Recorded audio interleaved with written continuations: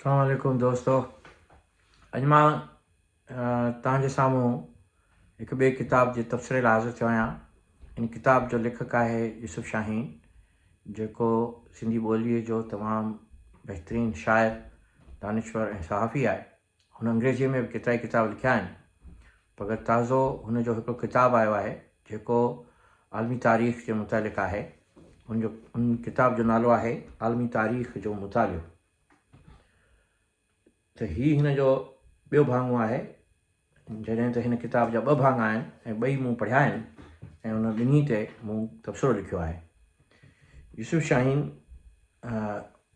जी ॿी क़ाबिलियत इहा आहे त हू बसात अख़बार जो एडिटर रहियो आहे, जेका सिंध जे मसाइलनि ते हिकु इंतिहाई बहितरीनु अख़बार हुई ऐं उन जे इशूज़ ते हुनजो जेको पॉइंट ऑफ व्यू हूंदो हो उहो तमामु ई हक़ीक़त पसंदि हूंदो हो ऐं उन में सिंध जा वॾा अदीब ऐं शाइर ऐं सहाफ़ी उन में कमु कंदा हुआ। ऐं उन जी ख़ासि ॻाल्हि इहा हुई त उन अख़बार जो एडिटर शेख अयाज़ हो ऐं उन अख़बार में हसन मुश्तबा ऐं बदर अबड़े जहिड़ा सहाफ़ी पिणु कमु कंदा हुआ। त यूसुफ शाहीन सिंध जो हिकु मुतब्बिर दानिश्वर आहे ऐं उन जे हिन किताब जे बारे में मूं तबसरो लिखियो आहे जेको पेश करियां थो।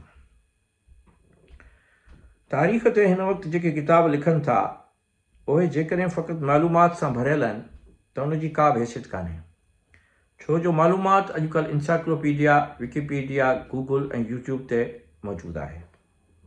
पर जेके माण्हू तारीख़ ते किताब लिखनि था ऐं उन में माज़ीअ में थींदड़ ग़लतियुनि जी निशानदेही कनि था ऐं हिन वक़्तु इंसान ज़ात जंहिं ॾुख मां गुज़री रही आहे उन ई ॾुख जो हू हालतुनि मुताबिक़ तदारक कनि था, उन जी निशानदेही कनि था ऐं उन जो को हल ॿुधाइनि था ऐं माज़ीअ जे ज़ुल्म ऐं दहशतगर्दीअ खे पंहिंजी शिकिल में ज़ाहिर कनि था, त पोइ इहे किताब असांजे लाइ शायदि का निज़ाम जी नई तरतीब खणी अचनि।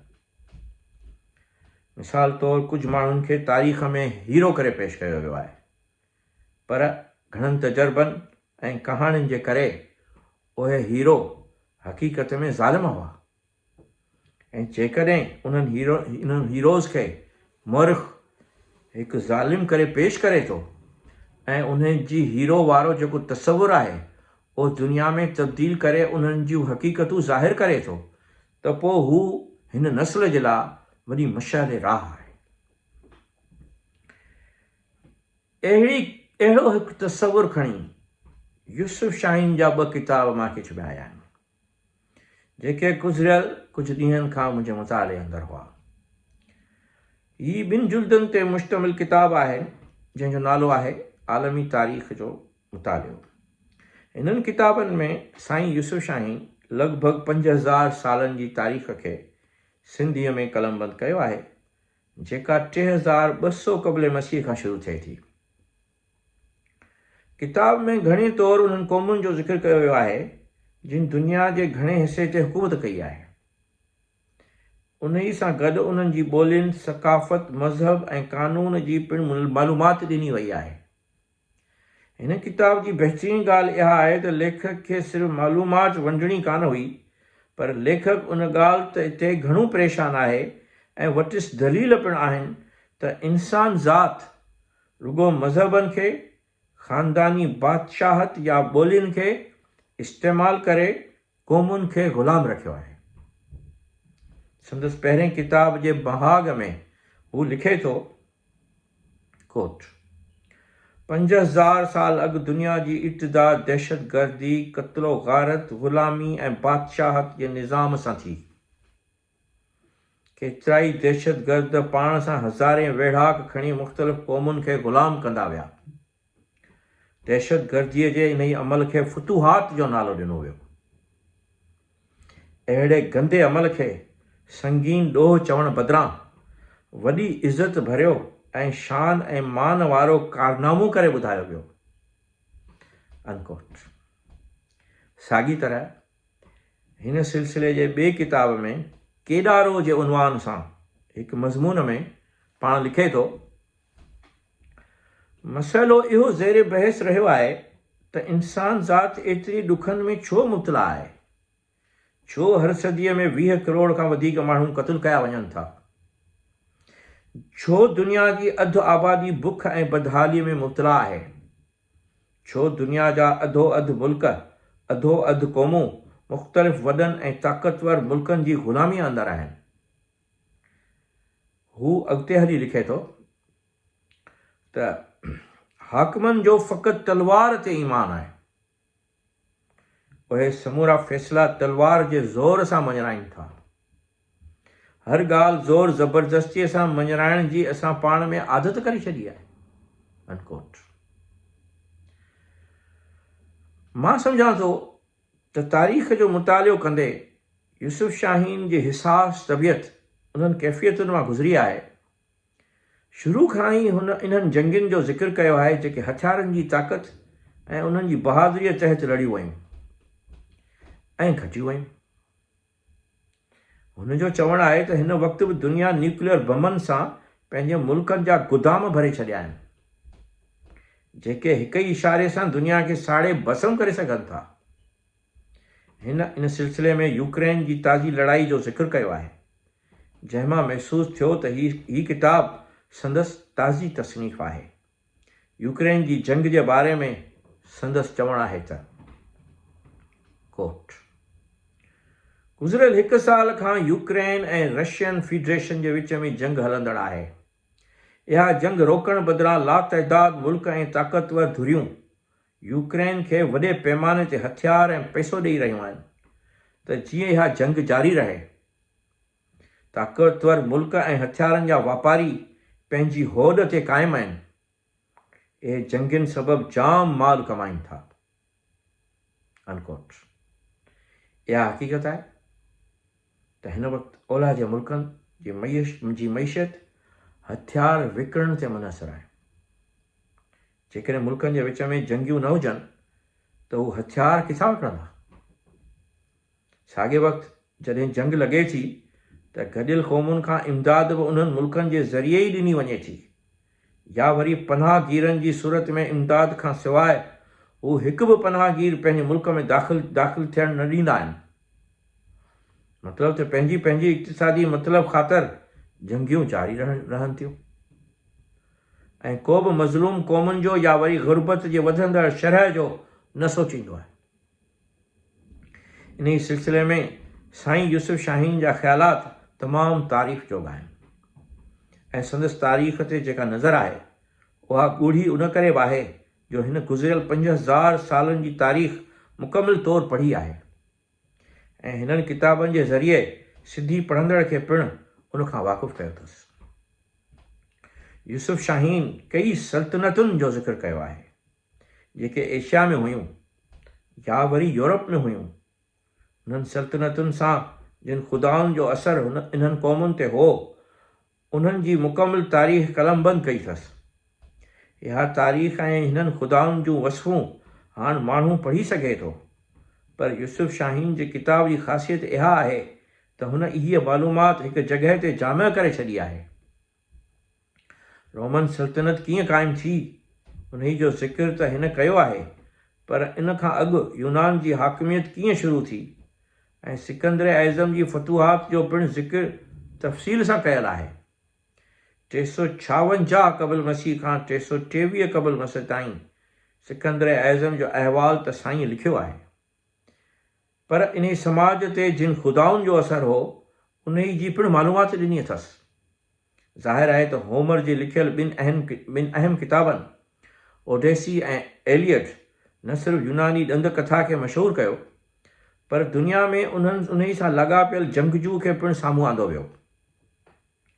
ओडेसी ऐं एलियट अदब जो शाहकार ज़रूरु आहिनि, पर तारीख़ में मंतक ऐं जमहूरियत जो सबक़ु उहे कोन था ॾियनि जिन जी ईजाद पोइ सुकरात थी कई।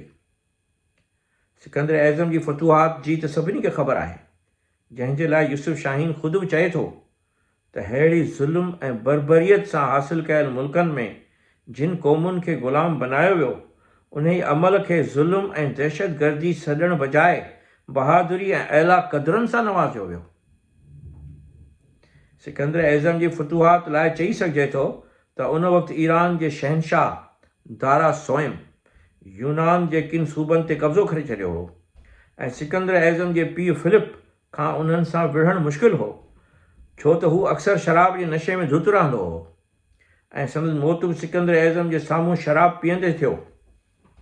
मगर उन ॻाल्हि खे ज़हन में रखणु ज़रूरी आहे त यूनान ऐं रोम जूं जेके सल्तनतूं रहियूं उन ई वक़्तु यूनानी ख़ुदाउनि जो न सिर्फ़ु उन समाज ते असरु हो, पर कई हुकुमराननि खे यूनानी ख़ुदाउनि जा पुट सॾियो वियो ऐं किन खे ख़ुदा जो दर्जो ॾिनो वियो या हिननि पाण खे ख़ुदा जो दर्जो ॾिनो।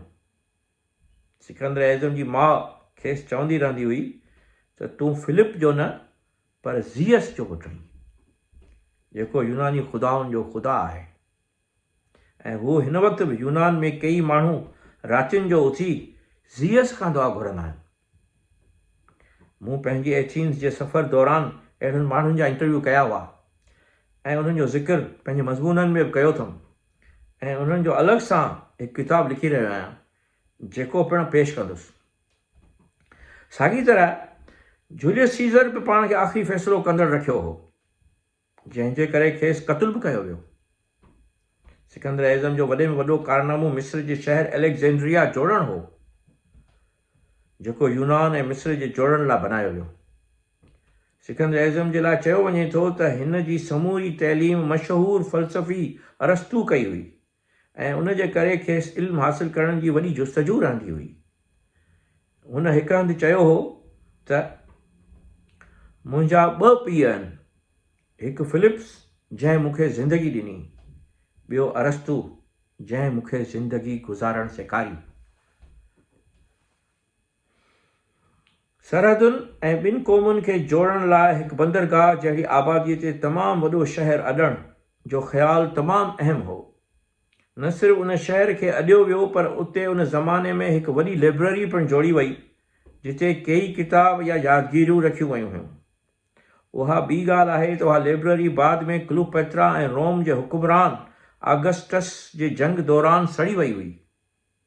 हिन वक़्तु बि मिस्र जे शहर एलेक्जेंड्रिया में इहा लाइब्रेरी आहे जंहिंखे बाद जे हुकुमराननि आस्ते आस्ते करे जोड़ियो ऐं उन लाइब्रेरी में आउं पिणु थी आयो आहियां। उन लाइब्रेरी जो जेका जोड़जक आहे उहा लंडन में मौजूदु ब्रिटिश लाइब्रेरी खां घटि न आहे ऐं उते दुनिया जे हर ॿोलीअ जा किताब मिलनि था। ख़ासि तौर ते अदब, फ़लसफ़े, साइंस ऐं नफ़्सियात ते तमामु घणा किताब मौजूदु आहिनि। मां हिकिड़ो सॼो ॾींहुं उते गुज़ारियो हो। दिलचस्प ॻाल्हि इहा आहे त सिकंदर एज़म जा 4 अहम साथी हुआ, जिन मां 2 खे त हुन पाण ई क़तलु कयो, जो हुननि खेसि चयो त तूं असांजी सलाह सां हलंदो कर। तंहिं ते हुननि खे चयईं त आउं जेको फ़ैसिलो कंदुसि उहो आख़िरी हूंदो। तंहिं करे हू मरण वक़्तु कंहिंखे हुकूमत जो वारिस न बनाए सघियो। हिन जे हिकु साथी पिटोलमी मिस्र जी हुकूमत वञी संभाली, जिते हाकिम फ़िरौन सॾाईंदा हुआ ऐं उहे बि ख़ानदानी सिलसिले में फ़िरौन थींदा पिया विया। पिटोलमी मैक्डोनियन यूनानी कुटुंब जो माण्हू हो, पर हुकुमरान थियण खां पोइ पाण खे फ़िरौन सॾाईंदो हो। संदसि सिलसिले जी आख़िरी हुकुमरान क्लियोपेत्रा हुई, जंहिंखे ऑगस्टस हाराए पोइ रोमन हुकूमत क़ाइमु कई। रोमन ममलिकत जे बारे में मुंहिंजा मज़मून आहिनि जेके उन तारीख़ी पस मंज़र खे पेश कनि था। हिन किताब में मौजूदु सियासी तारीख़ ते केतिरनि ई सदियुनि जो ज़िक्र कयो वियो आहे, जिन में सभिनी जो पंहिंजो पंहिंजो पस मंज़र आहे ऐं जिन ते अलॻि अलॻि कई किताब ऐं फिल्मूं पिणु जुड़ी चुकियूं आहिनि। ब्रिटिश इंडिया जी विरासत ते बि साईं लिखियो आहे त इन ई विरासत जे नतीजे में 20 लख खां वधीक माण्हू मारिजी विया, यानी विरहाङे जो, इंडिया ऐं पाकिस्तान जे विरहाङे बाबति। हिन जो चवणु आहे त अमेरिका जेको पाण खे जमहूरियत जो उहिञाण थो सम्झे, उते पिणु औरत खे मुकमिल आज़ादी कान्हे, जंहिंजो दलील हिन इहो ॾिनो आहे त का बि औरत उते सदर न थी सघी आहे। हालांकि इहो को मज़बूत दलील कोन्हे, छो त औरत खे सियासत करण जी मुकमिल आज़ादी आहे। इहो को मुल्क जो सरासरी ॾोह न आहे जेकॾहिं का औरत सदर न थी सघी आहे। हिन इहो बि लिखियो आहे त हिन वक़्तु हुकूमतुनि में 4 करोड़ फ़ौजी भर्ती कया विया आहिनि, जेके पिणु सरहदुनि जी हिफ़ाज़त जे नाले में पंहिंजूं ज़िंदगियूं तरीअ ते खणी घुमनि था। हिन ख़ासि तौर ते हिन ॻाल्हि ते ज़ोर ॾिनो आहे, ऐं वाक़ई इहा ॻाल्हि सही बि आहे, त मौजूदा जमहूरी निज़ाम या हिन खां अॻु आयल को बि निज़ाम हथियारनि जी जोड़ खे रोके न सघियो आहे। हुन लिखियो आहे त कोट, हिन दुनिया खे महफ़ूज़ ऐं जीअण लाइक़ु बनाइण लाइ हाकिमनि जी का बि ज़रूरत न आहे। मौजूदा हाकिमियत जे निज़ाम खे ख़तमु करणो पवंदो। अनकोट। हिन दुनिया खे बहितर ज़िंदगी ॾियण लाइ यूसुफ शाहीन तजवीज़ ॾिए थो त दुनिया क़दीम सिंधु माथीअ जे फ़िक्र ऐं ॾाहप ॾांहुं मोट खाए, हथियारनि खां पाक मुआशरा क़ाइमु करे, जंगियुनि ऐं फुतूहात जे धंधे खे रोके। हीउ हिकु सवलो मशवरो त थी सघे थो, पर मार्क्स जीअं यूसुफ शाहीन खे हिन दुनिया जे अमन जी जाइ बनाइण जो को नक्शो बि ॾियणु घुरिजे हा। मजमूई तौर ते हिन किताब जे पढ़ण सां दुनिया जी हुकूमतुनि ऐं उन्हनि सां लॻापियल किरदारनि जी घणी मालूमात थी आहे ऐं लेखक जो जेको इंसान ज़ात सां इश्क़ु आहे उनखे महसूसु करे सघिजे थो। हिन सां गॾु आउं पंहिंजो हीउ तबसरो पूरो थो करियां। वरी हाज़िर थींदुसि ॿिए कंहिं किताब जे तबसरे सां गॾु। तेसिताईं ख़ुदा हाफ़िज़।